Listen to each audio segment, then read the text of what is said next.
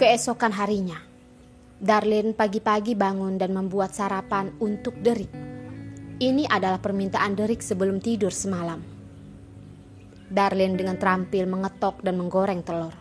Aroma yang wangi pun keluar dari dapur, menarik ulat kelaparan yang bangun pagi-pagi. Setelah mencuci lemon dan buah-buahan, saat ingin membalikkan badan bermaksud untuk membuat jus, Darlene tertegun. Di depan pintu di samping lemari teh, seorang pria paruh baya memakai jas, begitu elegan dan gagah, sedang mensipitkan mata melihatnya. Darlene dengan cepat menyadari, ini seharusnya adalah tamu Yos semalam. Halo, otak Darlene berputar, dengan tajam memperhatikan umur orang yang datang. Dalam hati terus berpikir, jangan-jangan dia itu adalah ayah Yos. Lalu teringat ayah Yos adalah pejabat. Seharusnya tidak akan muncul di sini kan?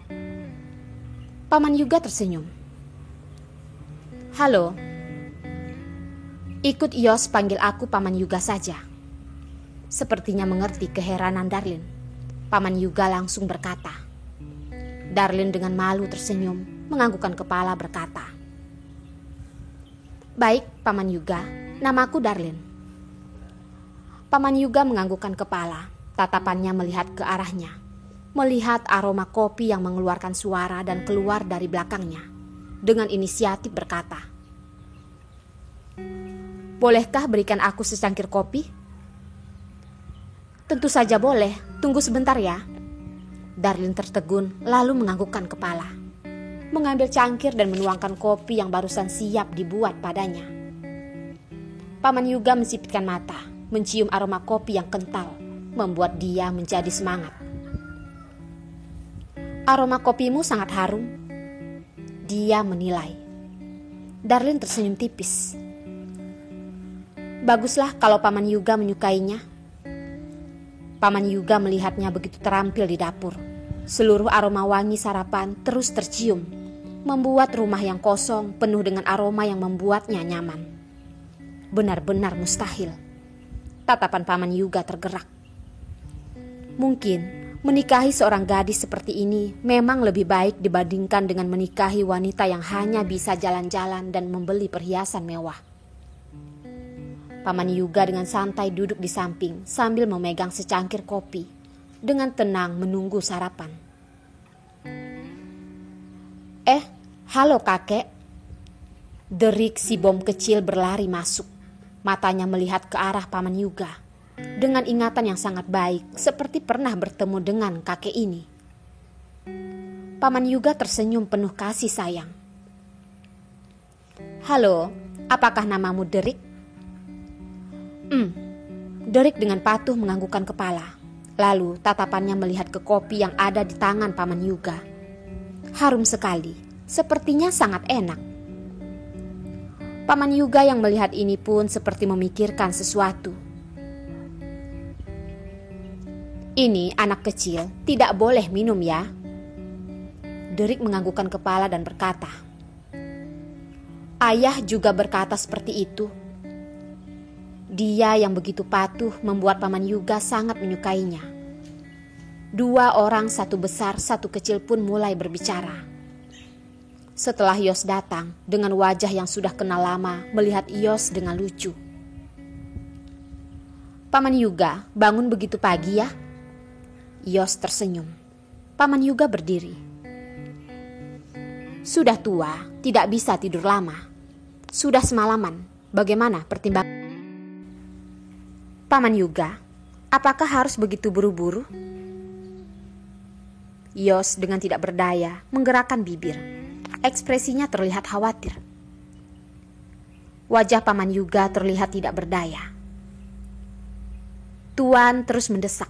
Semenjak mengetahui aku sudah turun dari pesawat, dia sudah menelponku beberapa kali. Hanya menunggu jawabanmu saja. Dia sudah tidak sabar bertemu dengan tuan muda kecil. Yos berpikir sejenak, bangkit dan berjalan menuju dapur. Sudah lapar, sebentar lagi siap. Darlene menatapnya dan menaruh roti ke piring. Yos mengerutkan dahi, menerimanya. sudah bertemu dengan Paman Yuga?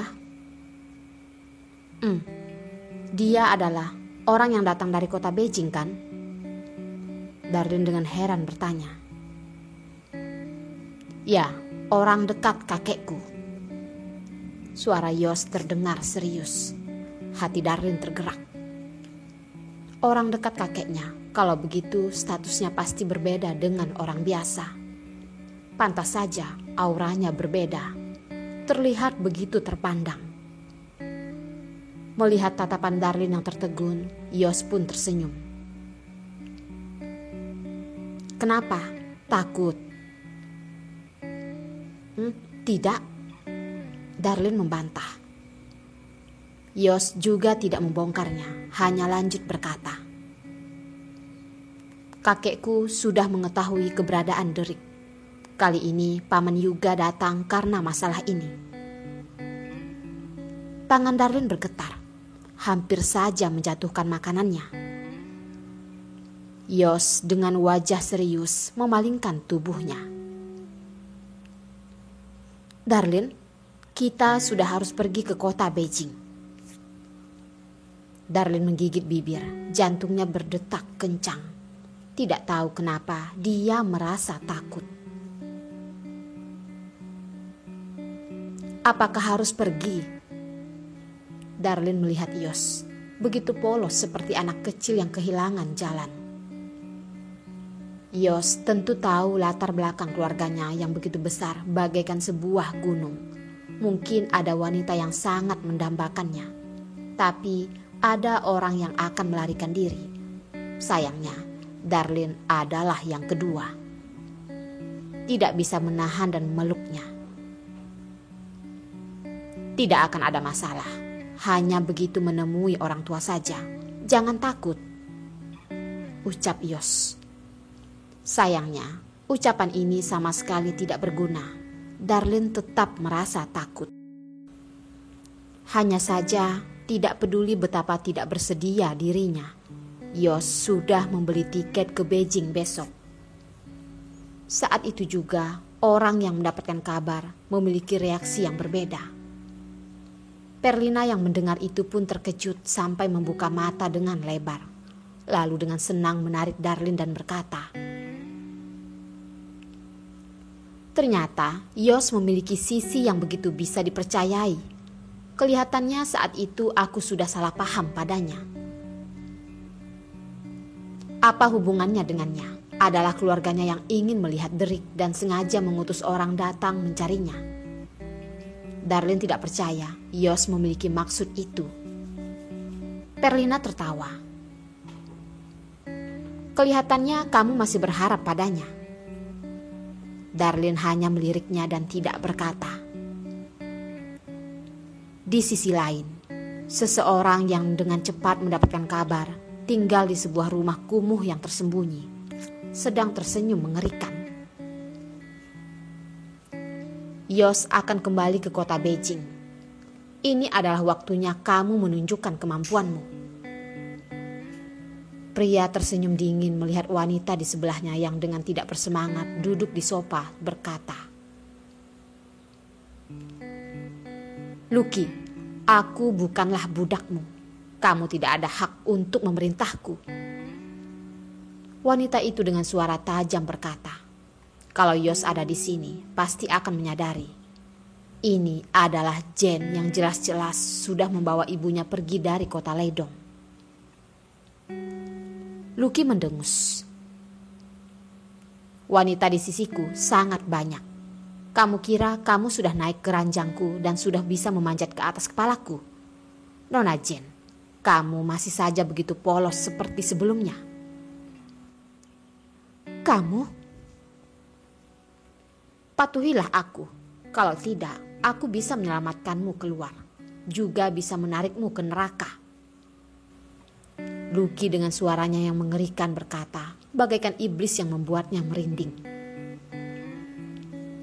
Jen teringat beberapa hari ini keluarganya barusan mengalami masalah, dan sama sekali tidak ada orang yang membantunya.